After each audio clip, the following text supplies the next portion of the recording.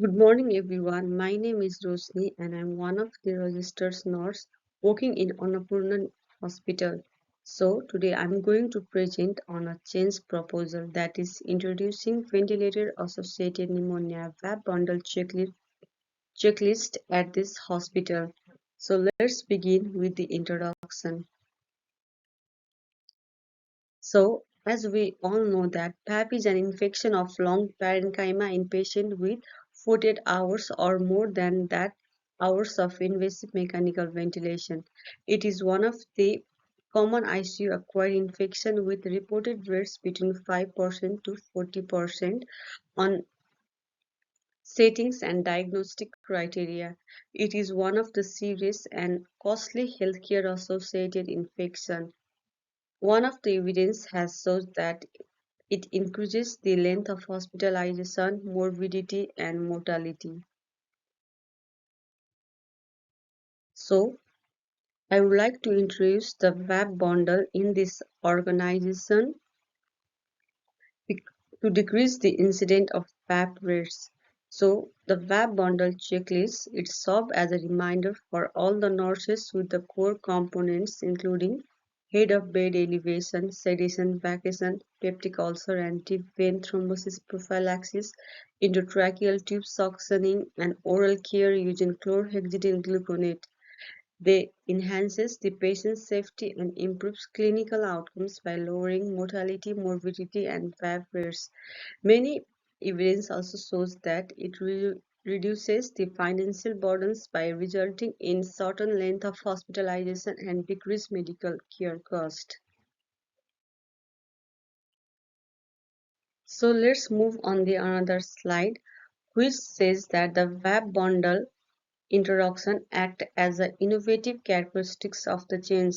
That means they continuously improve the quality of the organization by regularly monitoring papers and assessing compliance. Secondly, it is a evidence-based approach that it relies on scientific evidence and proven strategies. Next, it is an interdisciplinary collaboration that it promotes collaboration and communication among different healthcare professionals from various disciplines. Lastly, it is a prevention-oriented approach. That means it aims to prevent infection rather than treat them reactively. Move on to the models of change.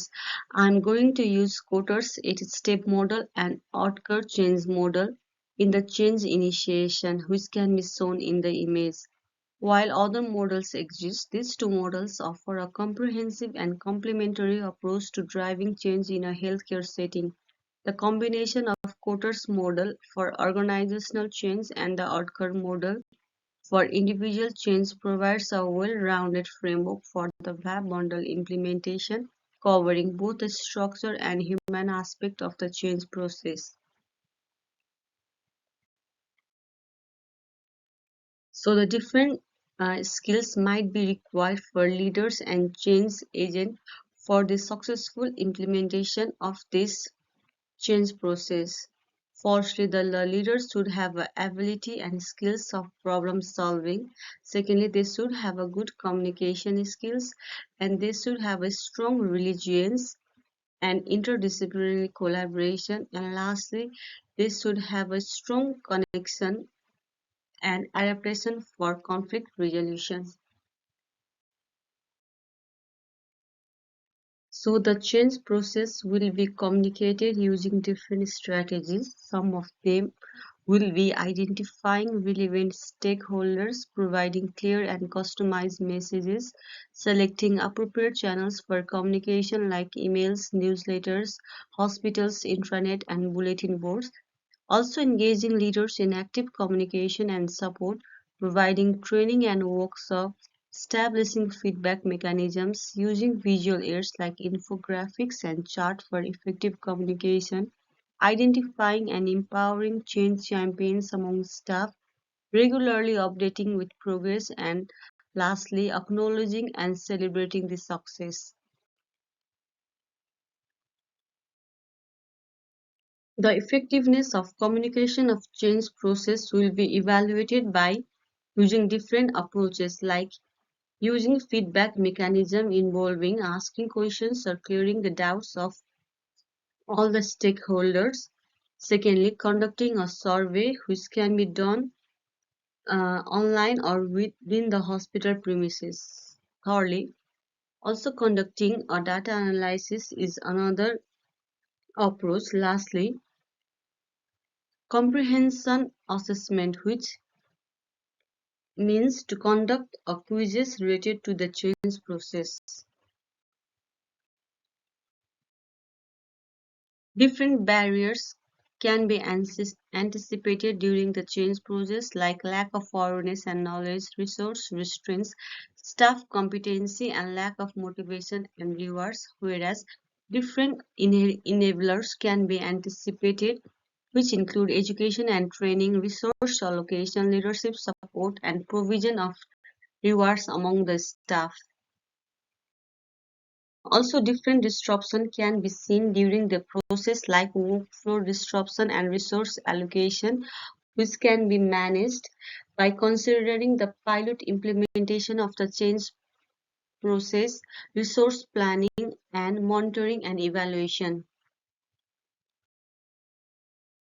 Likewise, some anticipated resistance can be recognized, including unclear reasons for change, fear of the unknown, confidence in traditional culture and standard, and additional professional training and requirement, and can be managed through clear communication, provision of education and training, and recognizing the change champions.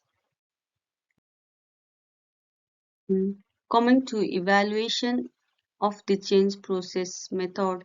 So I would like to use KPI, that is key performance indicators, for evaluating the change process. They include different steps for analysis like defining, analyzing, solving, implementing, and reviewing. They provide quantitative way to understand the impact of the change, and they also encompasses crucial aspects such as infection rates, patients' outcomes, cost saving, and efficiency. I would like to focus also on indicators of successful and unsuccessful change. Let's begin with the indicators of successful change. It includes reduced infection rate, that is decrease in PAP cases, positive clinical outcomes, which improve the patient's health by decreasing morbidity and mortality. And the next one is the cost saving, that it reduces the healthcare expenses. And next one is the high staff compliance. That means the staff consistently adhere to the protocol. And the last is the sustained improvement. That is, they're going to follow the protocol for the long-term aspect. Nextly, the indicators of unsuccessful change include high infection rate, negative medical outcomes, financial strain, low staff compliance, and short-term improvement.